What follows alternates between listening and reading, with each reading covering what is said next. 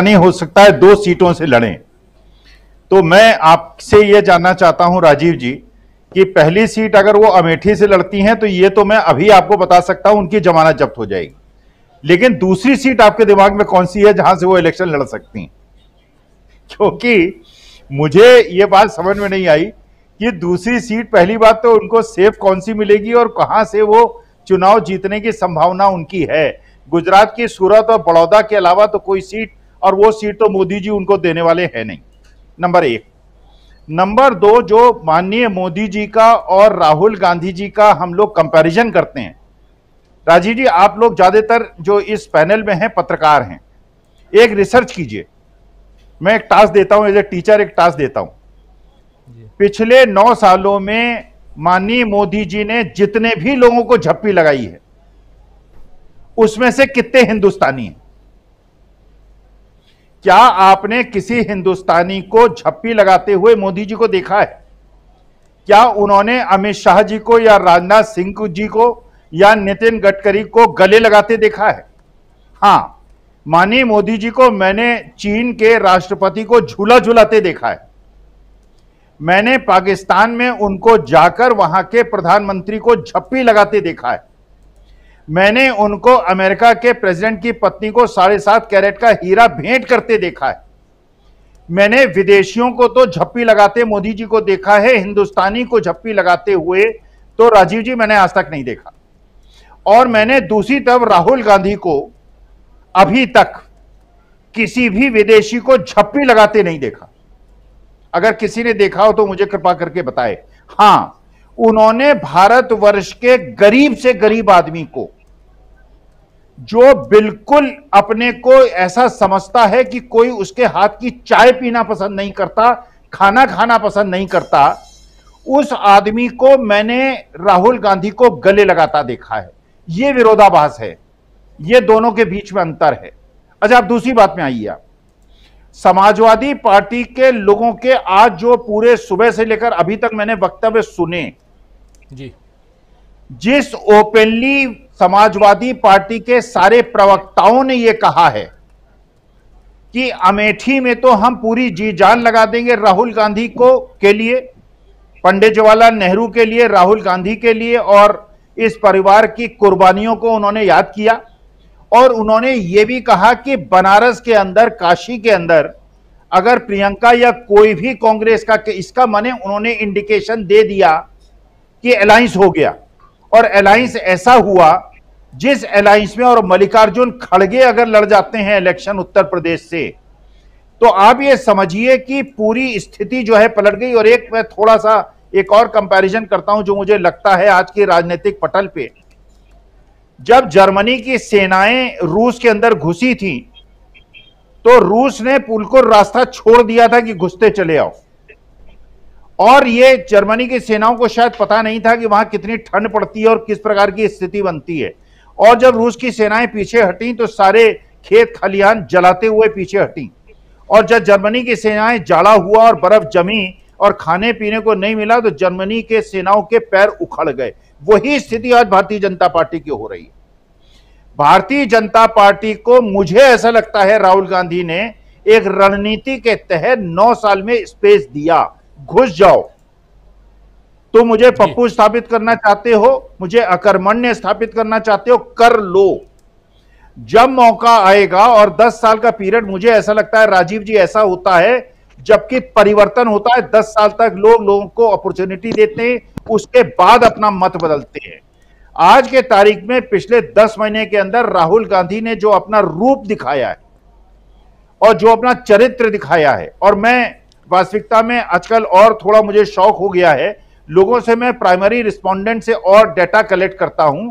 आप विश्वास नहीं करेंगे राजीव जी, इंडिया की ही नहीं कांग्रेस की आंधी चल रही है,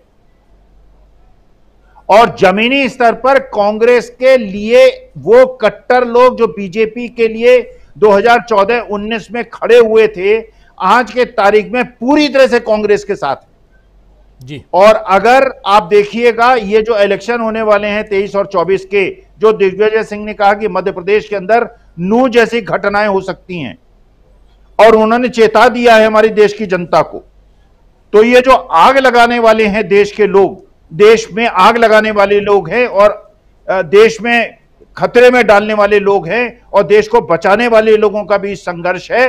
तो मुझे इस बात की खुशी है राजीव जी, जो तपस्या आप पिछले 10 महीने से डीबी लाइव में कर रहे हैं, हमारी तपस्या सफल हो रही है। देश एकजुट हो रहा है, हिंदू मुसलमान सिख ईसाई 142 करोड़ लोग एकजुट हो रहे हैं और ये देश को तोड़ने वाले और धार्मिक विद्वेष पैदा करने वाले अब इनके पैर उखड़ रहे हैं। इनकी सबकी जमानत जब्त होगी। 1-2 लाख वोट से नहीं हारेंगे, 4-4 लाख वोट से हारेंगे राजीव जी। जी, 2019 में ऐसा ही था। 4 पॉइंट ऑफ व्यू। देखिए राजीव जी, एक बहुत बड़ी चीज का रहस्योद्घाटन हुआ है जो आज ये बात आपने सुनाई। 4-5% का इंटरेस्ट का मतलब आप समझ रहे हैं राजीव जी? ये 4-5% इंटरेस्ट है पर मंथ और 4 लाख का लोन है। 4 लाख के लोन में 4-5% पर मंथ का मतलब आप इमेजिन कीजिए कितना इंटरेस्ट उस आदमी को देना पड़ रहा है।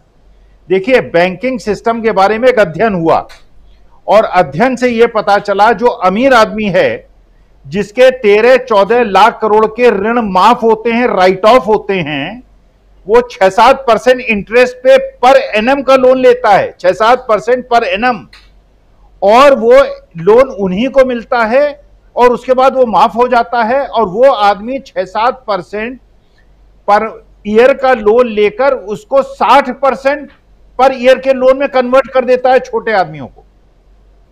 इसका मतलब जो है, जो माइक्रो फाइनेंशियल इंस्टीट्यूशन है जहां 24% का इंटरेस्ट है, इसका मतलब यह है कि हमारा जो बैंकिंग सिस्टम है पूरी तरह से फेल हो गया है। और यह मैं केवल बात कर रहा हूं इंटरेस्ट की। इसका मतलब यह है जो आदमी 15-16 हजार रुपए पर मंथ केवल इंटरेस्ट दे रहा है, उसका मूलधन तो कभी वापस होगा ही नहीं। अच्छा, दूसरी बात जो प्रशांत जी ने उठाई थी, आप समझिए, अगर आपकी क्रेडिट एजेंसी आपका रेटिंग कम करती हैं तो उसके एक बहुत बड़ा दुष्प्रभाव होता है। जो इंटरनेशनल लोन आपको मिलता है उसका इंटरेस्ट बढ़ जाता है। जब इंटरनेशनल एजेंसी लोन देती हैं किसी कंट्री को तो रिस्क को मेजर करती हैं और उस रिस्क में सोशल पॉलिटिकल रिस्क बहुत बड़ा फैक्टर होता है। इसका मतलब यह है कि अगर लाइबोर रेट मान लीजिए 4.5% का है तो वो एक रिलायबल कंट्री को 5% पे लोन दे देंगी और अफगानिस्तान जैसे कंट्री को 7% पे लोन देंगी क्योंकि उसका रिस्क ज्यादा है। इसका मतलब यह है कि अगर आपके देश का सोशो पॉलिटिकल रिस्क बढ़ता है तो आप जो लोन ले रहे हैं विदेशों से उसका इंटरेस्ट बढ़ जाता है, नंबर 2।